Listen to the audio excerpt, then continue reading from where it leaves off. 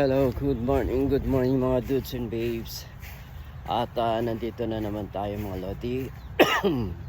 At tayo po ay nag-walking na naman. Ayan.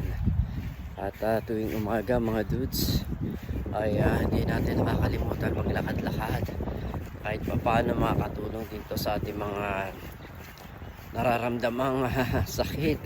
At ang kagandahan nito lodi ay na-exercise yung ating mga organs. Ayan, yung puso, yung lungs, nakaka-inhale, exhale tayo. At syempre kahit papano malaki rin ang maitutulong ito sa ating physical fitness.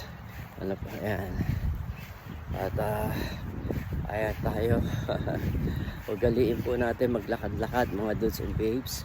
At wag po tayong tama rin bumangon. Ano po, uulitin ko lagi sa mga nagkakaitid na katulad ko, lakad-lakad na po tayo. At kahit konting exercise lang para lumabnaw naman yung ating dugo.